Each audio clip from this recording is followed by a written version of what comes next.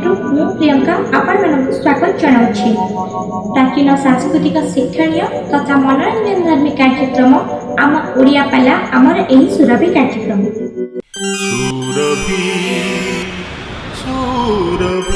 ମଉସା ଗୋଟିଏ ସୁନ୍ଦର କଥାଟିଏ କହୁଛି। ଅଭିରାମ ପରମହଂସଙ୍କ ଆଶ୍ରମରେ ଚାଲିଥାଏ ପ୍ରବଚନ କାର୍ଯ୍ୟକ୍ରମ।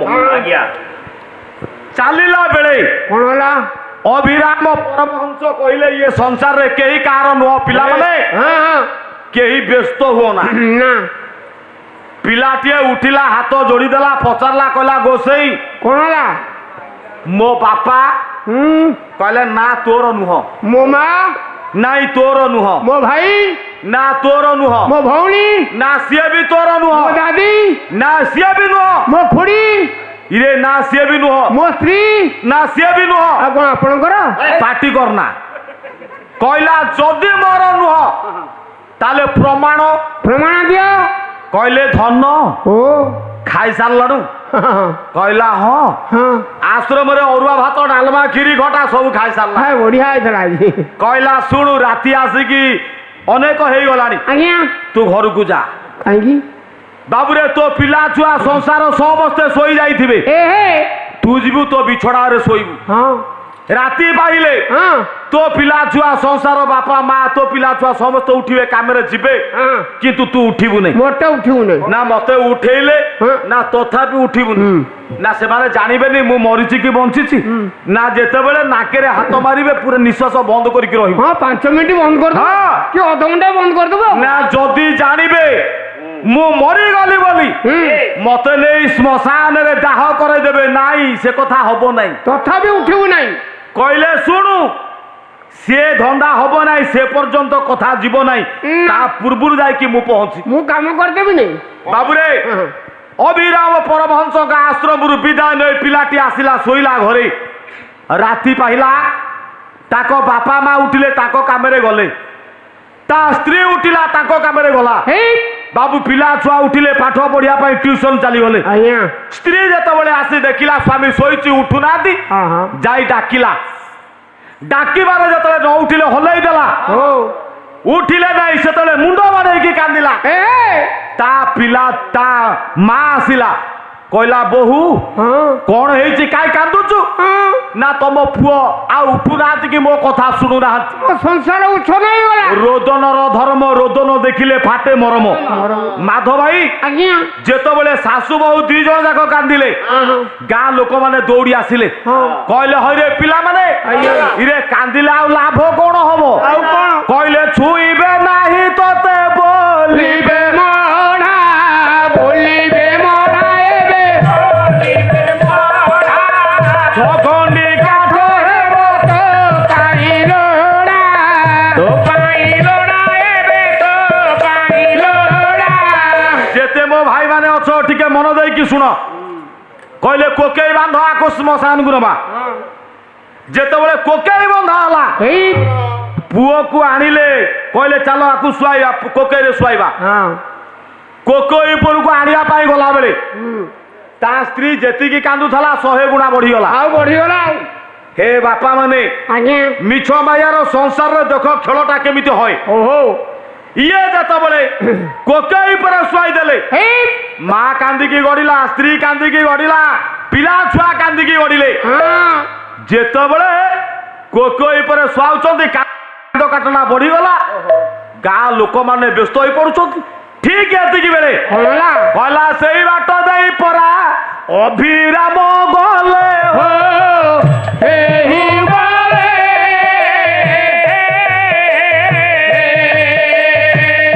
କଣ ହୋଇଛି ବୋଲି ବାବା ପଚାରିଲେ।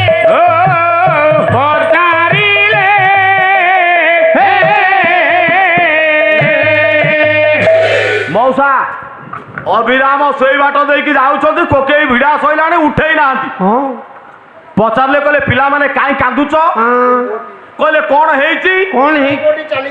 ଗାଁ ଲୋକମାନେ କହିଲେ ବାବା, କହିଲେ ଆଙ୍କ ପୋଷିଲା ପୁଅଟା ଚାଲିଗଲା ପରେ ଆଙ୍କ ସଂସାର ଭାଙ୍ଗି ଯାଇଛି, ଉଚ୍ଛନ ହେଇଯାଇଛି। ଭାଙ୍ଗି ପଡିଛନ୍ତି, ଏମାନେ ଭାଙ୍ଗି ପଡିଛନ୍ତି। କହିଲେ ଏଇ କଥା ଇରେ ପିଲାଟି ଯଦି ମରିଛି ଆଜ୍ଞା ଇଏ ମାନେ ଏତେ ଭାଙ୍ଗି ପଡ଼ିଲେ ଚଳିବ?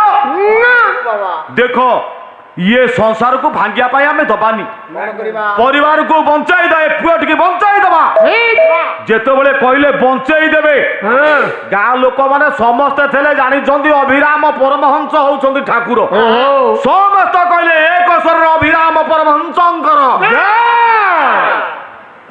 ସମସ୍ତେ ବାବାଙ୍କର ପାଦ ତଳେ ପଡି ଯାଉଥାନ୍ତି, କହିଲେ ସେ ପରିବାରକୁ ଡାକ। ହଁ ବାପା ଆସିଲେ, ହୁଁ ତାଙ୍କ ମା ଆସିଲେ, ହଁ ତାଙ୍କ ଭାଇ ଆସିଲେ, ତାଙ୍କ ପୁଅ ଝିଅ ଆସିଲେ, ହଁ। ତାଙ୍କ ସ୍ତ୍ରୀ ଆସିଲା। ହଁ ପଚାରିଲେ, ଅଭିରାମ ପରମହଂସ କହିଲେ ତମ ପୁଅ ବଞ୍ଚିବ ହଁ କେମିତି ଗୋଟାଏ ସର୍ତ୍ତରେ। କୋଉ ସର୍ତ୍ତ କହୁନା କୁହ, ହଁ ତମ ପରିବାରରୁ ଅନ୍ୟ ଜଣେ ବ୍ୟକ୍ତି ଯଦି ମରେ, ଅନ୍ୟ ଜଣେ ବ୍ୟକ୍ତି ଯଦି ମରେ, ତାହେଲେ ଇଏ ପୁଅଟା ବଞ୍ଚିବ। ଏର କୁହ, ତମ ପରିବାରରେ ଆଗେ କିଏ ମରିବ? ବାପାକୁ ପଚରା ହେଲା। ହଁ ହଁ ତାଙ୍କ ବାପାକୁ ପଚାରିଲେ, ହଁ କହିଲେ ତମେ ମରୁନା ବେଶୀ କାନ୍ଦଲ? ନାଇଁ ମରିଥାନ୍ତି ମୁଁ ମୁଁ ହଉଛି 2000 ଟଙ୍କା ଭତ୍ତା ପାଉଛି, ଗଭର୍ଣ୍ଣମେଣ୍ଟ ଡିକ୍ଲେୟାର କଲାଣି 3000 3500। ହେଠୁ ମୋର ଆଶାଟି ଅଛି ଯେ 3500 ପାଇବା ପରେ ମୁଁ ଜମା ମରିବି ବାପା ଯେତେବେଳେ ମନା କରିଦେଲା, କହିଲା ମୁଁ ମରିବି ନାହିଁ, ସ୍ତ୍ରୀ କହିଲା ଆମେ ତା ମା କୁ ପଚରା ହେଲା। ହଁ ପଚାରିଲ ବୁଢ଼ୀକି କହିଲା ତମେ ପରା ତା ମା, ହଁ ତେମେ ଏବେ କଣ କହୁଥିଲ? କଣ ଇଏ ପିଲାଟିକି ଜନ୍ମ ଦବା କେତେ କଷ୍ଟ, ହଁ ସିଏ ମୋ ବଡ ପୁଅ, ମୁଁ ମରିଥିଲେ ମୋ ମୁହଁରେ ନିଆଁ ଦେଇଥାନ୍ତା, ହଁ। ମୋର ଶ୍ରାଦ୍ଧ ଦେଇଥାନ୍ତା, ହଁ ଆଜି ମରିଗଲା ଆମରି କାନ୍ଧରେ ଯିବ, ହଁ। କେତେ ଦୁଃଖ କେତେ କଷ୍ଟ। ତାହେଲେ କଣ କହୁଛ? ତମେ ମରୁନା ତମ ପୁଅ ବଞ୍ଚିବ? ବାପା ମତେ କହୁଛି ମରିବା ପାଇଁ?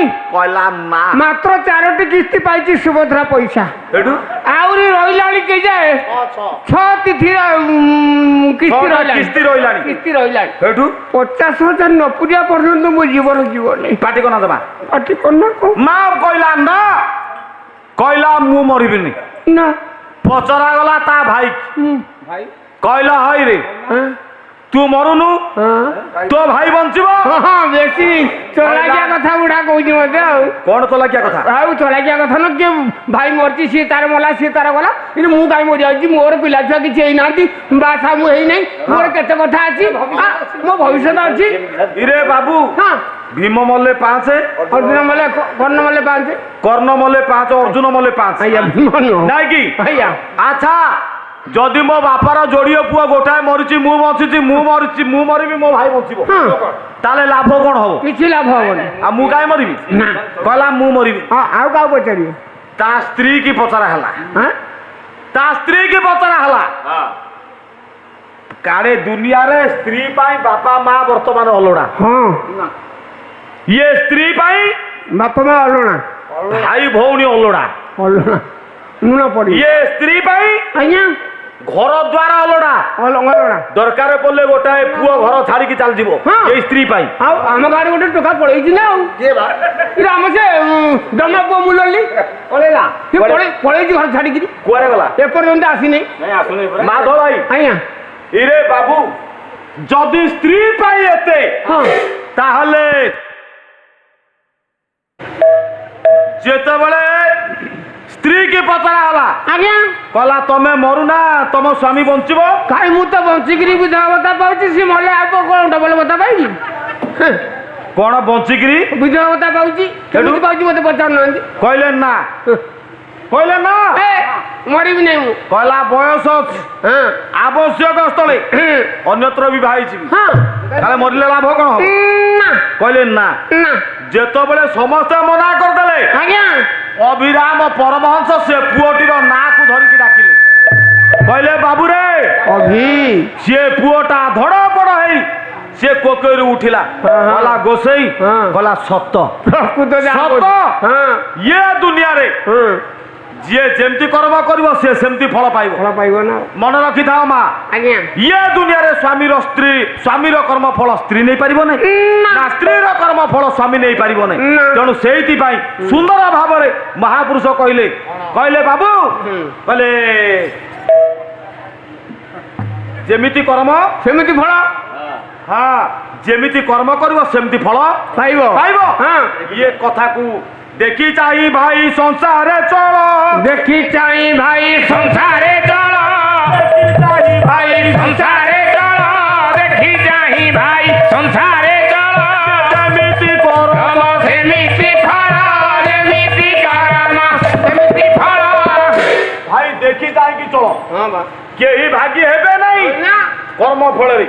ମୁଁ ଏ କଥା କାହିଁ କହୁଛି, କାହିଁ କହିଲେ ଭଗବାନ କୃଷ୍ଣ ହଁ। ଘର ଦ୍ୱାର ଛାଡି ଆଜ୍ଞା ଚାଲିଲେ। ଓହୋ ଯେତେବେଳେ ଯାଇଛନ୍ତି ଯମୁନା ନଦୀର ଆଜ୍ଞା ମାନେ କୂଳରେ ହଁ କଦମ୍ବ ବୃକ୍ଷ ମୂଳରେ ହେ ହେ ଜୀର୍ଣ୍ଣ ଶୀର୍ଣ୍ଣ ଯାହା ମାନେ ଗୋଟେ ବାଳୁତ ବେଶକୁ ଧାରଣ କରି ହଁ ଝୁଲା ଟିକି ଇଏ ମୁଣ୍ଡ ତଳେ ଦେଇ ହଁ ଭଗବାନ ସେଠି ଶୋଇଛନ୍ତି। ହଁ ହଁ ସମୟ ହେଲାଣି ସନ୍ଧ୍ୟା। ବାପା ଅବନ୍ତୀ ରାଜ୍ୟର ଜଣେ ବ୍ରାହ୍ମଣ ସେଇ ସୁଦାମର ବଡ ଭାଇ, ନା ତାର ହଉଛି ସୁଧର୍ମ। ସୁଧର୍ମା ମାଧ ଭାଇ ଆଜ୍ଞା ଇଏ ଗୋଟିଏ ଚାକର ପିଲାଟିଏ ଖୋଜି ଖୋଜି ଓହୋ ସେଦିନ ସନ୍ଧ୍ୟା ସମୟରେ ଫେରୁଛି ଘରକୁ। ବାପା ମନେ ମନେ ଯାହା ହଁ ହଁ ସେତେବେଳକୁ ଚାହୁଁଛି ବ୍ରାହ୍ମଣ ଘରେ ପହଞ୍ଚିଲେ ହଁ ଯାଉଛି। ହଁ ନା ବାବୁ ହଁ କେମିତି ସନ୍ଧ୍ୟା କେମିତି ବୋଲେ ଅସ୍ତ ହେଲେ ଦିନ ମଣି ଇଏ ଦିନ ହେଲା ଶେଷ ଏବେ ଦିନ ହେଲା ଶେଷ ମନ୍ଦିର ଜନି ରାଣୀ ଧରି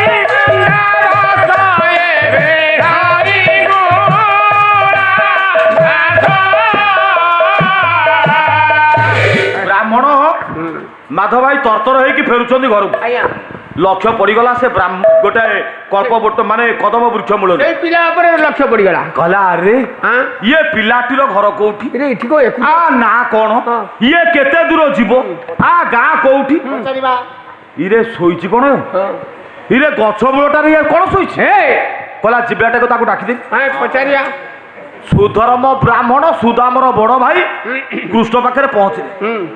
ଯେତେବେଳେ ଡାକିଲେ ପିଲାଟି ଉଠିଲା। ହଁ କାହିଁକି ବାପା ମତେ ଡାକିଲେ ବାପା ହଁ ମଉସା କଣ କହୁଛନ୍ତି। ଯେତେବେଳେ ସୁଧର୍ମ ବ୍ରାହ୍ମଣ ହେ ପଚାରିଲା କହିଲା ପୁଅ ଆଜ୍ଞା କହିଲେ ତମ ନାଁ କଣ, ମୋ ନାଁ ହଉଛି ଗୋପାଳ, ତମ ଘର, ମୋ ଘର ମୁଁ ଜାଣିନି, ତମ ବାପାଙ୍କ ନାଁ, ମୁଁ କହିପାରିବିନି, ତମେ ତମର ଠିକଣା, ମୁଁ କହିପାରିବିନି, କହିଲା କିଛି କହିପାରିବି। କିଛି ମୁଁ ଜାଣିନି, କେବଳ ମୋ ନାଁଟି ମୁଁ ଜାଣିଛି। ଯଦି ନ କହିପାରିବୁ ପୁଅ ହଁ ତୁ କୋଉଠି ରହୁଛୁ, ହଁ ମୁଁ ଏଇଠି ଏଇ ଜଙ୍ଗଲରେ। କହିଲା ଏ ଜଙ୍ଗଲ ହଉଛି ମୋର ଠିକଣା, ଆଜ୍ଞା ଇଏ ଯମୁନା ନଦୀର ଜଳ ହଉଛି ମୋର ଜୀବନ, ହଁ ହଁ ଫଳମୂଳ ଆହାର କରୁଛି, ଯମୁନା ନଦୀର ଜଳ ପିଉଛି, ଜଙ୍ଗଲ ଭିତରେ ରହୁଛି, ଏଇଠି ରହୁଛି ଆଉ କଣ? ଆଉ ମୋର କିଏ ଅଛି, ବାସସ୍ଥାନ ମୋର ଏଇଠି। ଆଉ ମୋର କିଏ ନା ବାବୁ, ଆଜ୍ଞା ନା ତୁ ଗୋଟେ କଥା କରୁନୁ, କଣ କହୁନାହାନ୍ତି।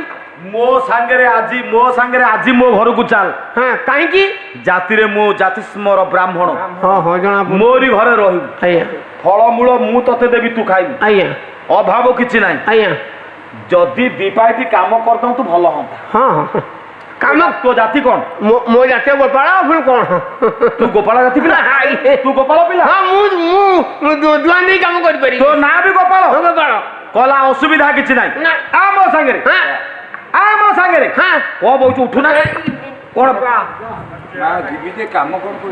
କାମଟା କଣ କହୁନାହାନ୍ତି, କାମଟା କଣ କହୁନାହାନ୍ତି। ମୁଁ ଯାହା କହିବି ତା କରିପାରିବୁ। ହଁ କଣ କହିଲେ ଗୁହାଳୁ ଅଳିଆ ପଶିବୁ, ଦାଣ୍ଡ ଖର ଖାଇବୁ ଘର ଖାଇବୁ, ହେ ମାନସ ଦାଣ୍ଡ ଘର ଖାଇବୁ, ତେଲ କାଠର କି ତୁଲି ଘର ପକାଉଥିବୁ। ନନା ନନା ଭଲ କନା ଛିଣ୍ଡଉଛନ୍ତି। ଗୁହାଳୁ ଅଳିଆ ପୋଛି ପାରିବୁ, ଆଜ୍ଞା ଦାଣ୍ଡ ଖଡିକେଇ ପାରିବୁ, ଆଜ୍ଞା ଜାଳ ମାନେ କାଠ ଜାଳ ହାଣିକି ଆଣିପାରିବୁ। ଆଜ୍ଞା ସେଇଟା ତ ମୋର ବାଁ ହାତରେ ଖେଳ ନା।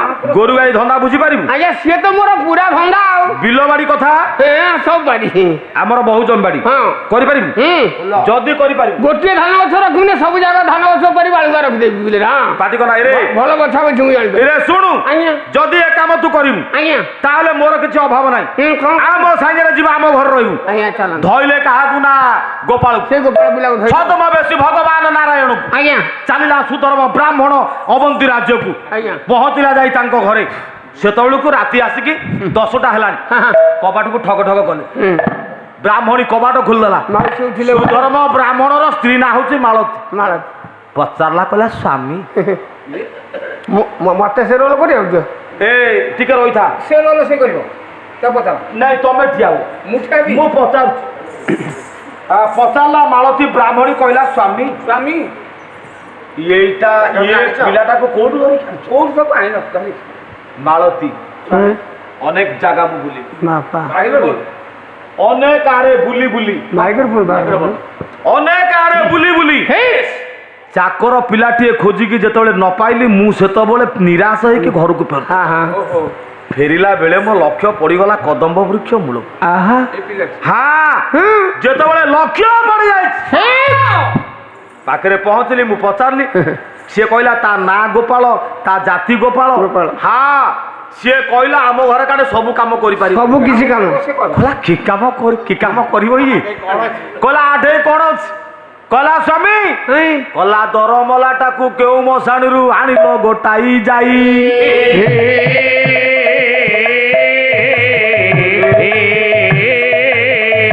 ଏହା ପାଇଁ ପ୍ରତ କାର୍ଯ୍ୟ ତ କରିବ ଆଉ ବିଳମ୍ବ ନୁହେଁ କହିଲା ଆଠେ ଜୀବନ ଅଛି ଆଠି ଜୀବନ ନାହିଁ ଇଏ କାମ କରିବ କି କାମ କରିବ ଇରେ ଇଏ ଚାଲିଲା ବେଳକୁ 10 ଜାଗା ଝୁଟୁଛି ଇଏ କଣ କାମ କରିବ କହିଲା ନା ଖାଇବା ବିନା ଟିକେ ଚିପି ତ ଯୋଡି ଦେଲା ସେଦିନ ଛଦମ ବେଶୀ ଗୋପାଳ ପଚାରିଲା କହିଲା ନନା କହିଲା ଇଏ କିଏ କିଏ କି ମାଉସୀ କି ମତେ ନନା ଡାକୁଛି ତାକୁ ମାଉସୀ ନାନୀ ଏ ବସ ପାଟି କର ଜମା ଅଭଦ୍ରଟା କୋଉଠି କର ବାବୁ ମତେ ଯଦି ନନା ଡାକ କଣ ଦେଖୁନ ବ୍ୟବହାର କେମିତି କଣ ତାକୁ ନାନୀ ଡାକୁ କହିଲା ଶୁଣୁ କଣ ମୁଁ ତ ଜଙ୍ଗଲରେ ରହିଲେ ମୁଁ ବ୍ୟବହାର କରୁଛି ମୁଁ କରିବ ତ ତେବେ ନନା ସେ ମାଉସୀ ଆଉ କଣ ଏ ଶୁଣୁ ଇଏ ହଉଛନ୍ତି ଘରର ମାଲିକ ତାଙ୍କରି କଥା ଅନୁସାରେ କାମ କରିବୁ ଇଏ ପଟ ସେପଟ କରିବୁ ନାହିଁ ସେଇ ଦିନ ଠାରୁ ମାଳତୀ ବ୍ରାହ୍ମଣୀର କଥାରେ ଚାଲିଲା କେନା ଗୋପାଳ ଆଚ୍ଛା ନନା ହଁ ଇଏ କଣ ଭାବୁଛ ଆଉ କଣ ଭାବୁଛୁ ଇଏ ଆପଣ ଭାବୁଛ କାହାର ଆପଣଙ୍କର ନାଇଁ ତୋର ଇରେ ବାବୁ ସେଇ ଦିନ ଠାରୁ ଚାକର ରହିଲା କିଏ ନା ଗୋପାଳ କହିଲେ ଦିନ ପରେ ଦିନ ଗଲା ଇଏ ମାସ ବରଷ ବିତି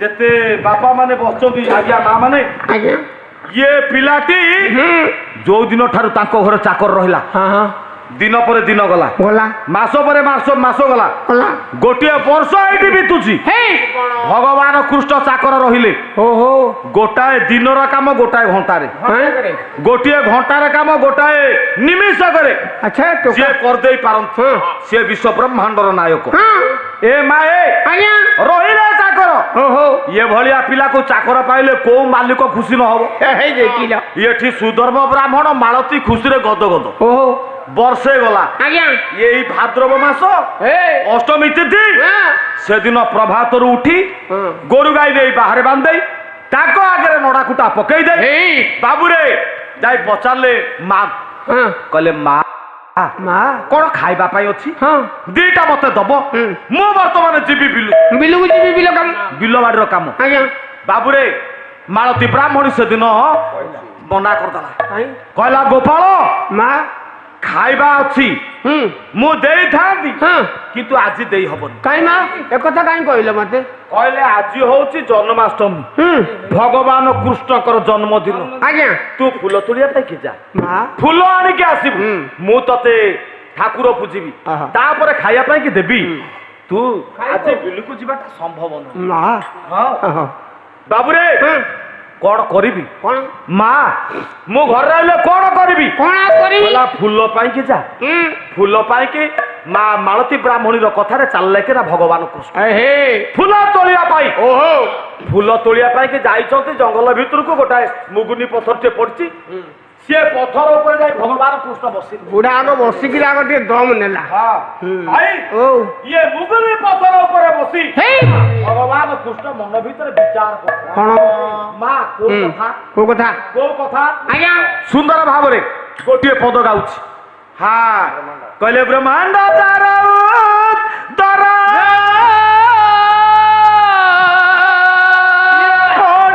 ଯାତ୍ରୀ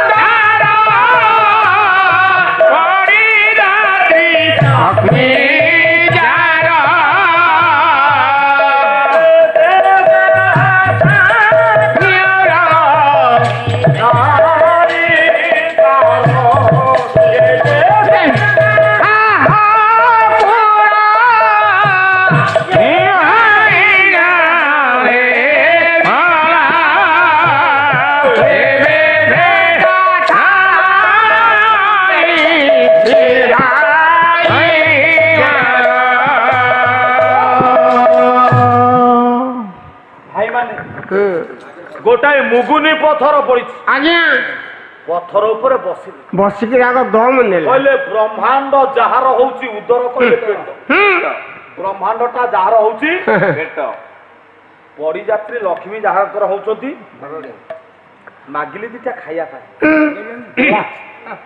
ଦେଲା କେଡେ ସାହସ ଆଜ୍ଞା କେଡେ ସାହସ କହିଲା ଆଜି ଚିହ୍ନେଇ ଦେବି ଆଜି ବୁଢୀକି ପାନେ ଦେବି ଭାଉଜକୁ ଦେବି ଆଜି ପାନେ ହେଲାଣି ଆସିକି ଆ ଘରେ ରହିଲାଣି ହଁ ଆଉ କଣ ଏମିତି ସବୁଦିନ ଥିବି ତଥାପି ସେ ବୁଢୀ ମତେ ଚିହ୍ନି ପାରିଲାନି କହିଲା ଆଜି ତ ଚିହ୍ନେଇ ଦେବି ଆଜି ପାନେ ଦେବି ଆଉ କହିଲେ ମତେ ରଖିଛି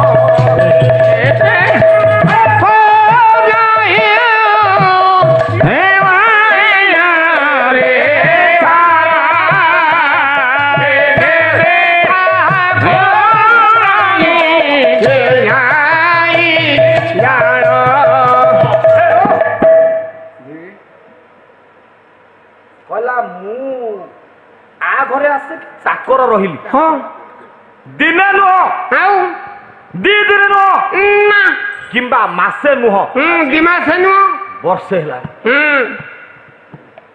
କୋଉ ଦିନ ଦିନେ ପଚାରିଛି କି ଗୋପାଳ ଆଜ୍ଞା ତୁ କିଏ ତୁ କେମିତି ଏ ଜାଗାକୁ ଆସିଲୁ ଜଙ୍ଗଲରେ କାହିଁକି ବୁଲୁଥିଲୁ କୋଉ ଦିନ ଦିନେ ପଚାରିଛୁ କୋଉ ଦିନ ଦିନେ ବି ମତେ କହିନି ସେ ବୁଢୀ ପଚାରିଛି ନା ଚାକର ରଖିଛି ମୁଁ ତା କାମ ଧନ୍ଦା କରୁଛି ତା ବୋଲ ହାକ କରୁଛି ଦିଟା ଖାଇବାକୁ ଦଉଛି ମୁଁ ଖାଇକି ତା ଘରେ ଅଛି ଚିହ୍ନି ପାରିଲା ନା ଦିନକର କାମ ଗୋଟାଏ ଘଣ୍ଟାରେ କରୁଛି ବୁଝିପାରୁଛି ଗୋଟିଏ ଘଣ୍ଟାରେ କାମ ଆଖି ପିଛୁଳାକେ କରୁଛି ବୁଝିପାରିଲା କହିଲା ନା ଆଜି ତ ଚିହ୍ନେଇ ଦେବି ଆଜି ତ ଚିହ୍ନେଇ ଦେବି ଆଜି ଦେବି ଆଜି ଗୋଟିଏ ବୁଢୀକି ହାର୍ଟ ପ୍ୟାକ୍ ଦେବି ଆଉ ବାବୁ ବୁଢୀ ଆଜି ମାରିକିରି ଗଲା ନ ପାରିଲା ଚିହ୍ନି ଏ ମୋତେ ନ ପାରିଲା ଚିହ୍ନି ସେ ମୋତେ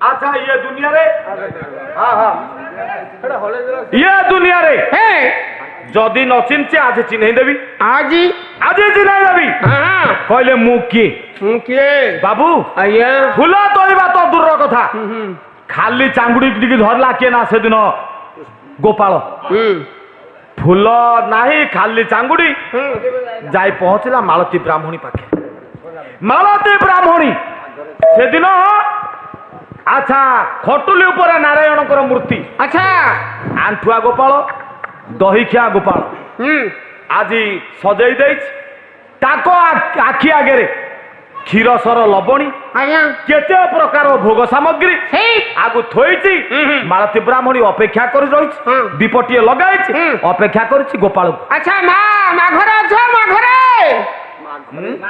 माघरे अछो बा अरे माघरे कौन माने माँ घरे अछो आ पचार आ माघरे कौन पचार मु माघरे ना कार्तिक मासरे कहिथिबी इरे रो डाकी डाकी जाई पहुंच बस आज्ञा बस गोपाल आज्ञा फूल आनीचु हाँ नाई आज मिललानी फूल आनीचु आज माँ मिललानी कहला जदि फूल न मिलुच जदि फूल न मिलला आज्ञा ताल तू गोटे कथा कर कौन माँ कहूना अच्छा पचार देला के ना से दिन हेलो कहला माँ माँ फूल तो मिललानी मु फेरिके आसी आ कौन करी माँ मत कहूना कहला तो द्वारा साग जीवन ताले माँ कौन करी ना कौन करी कहला सुन ठाकुर घर तू जगी था आज्ञा मु जाऊ कहले मु फूल आनिक आसबि ठाकुर पूजा हम तू एठी ठाकुर घर जगिके बस माँ जाऊना मु तो खोजी खोजी फूल गोटे पाइले हाँ। तो मु जदि फूल मिलिबो ताले तमे तमे नेकी आसो मोर हतर कोन अछि फूल तोलिया पाई चली जाउची मालती ब्राह्मणी ठाकुर घर जगिके बसछते निजे भगवान कृष्ण आज्ञा हाँ हैं मालती ब्राह्मणी फूल तोलुची गुणुगुणु हेई ठाकुरंकर नाम कीर्तन करुची ओहो नंदा गोटिए पद हाँ आज्ञा फूल तोलुची तार प्रत्येक कार्य खाइबारे पीबारे पिंधिबारे बसिबारे आज्ञा शयन स्वपन जागरणी हे जहाँ भी करू ता जीवन होइछि कृष्णमय कहार से होछि मालती ब्राह्मणी आमर एही पालार समस्त भाग गुड़िक आपनको किपरि लागुछि ताहा आमर एही कमेंट बॉक्स माध्यमरे निश्चित जणाइबे जदि आमर एही चैनलटी आपनको भल लागुथाय तेबे आमर एही चैनल को लाइक शेयर सब्सक्राइब करबाकू भूलिबे नाही। रहुछि नमस्कार।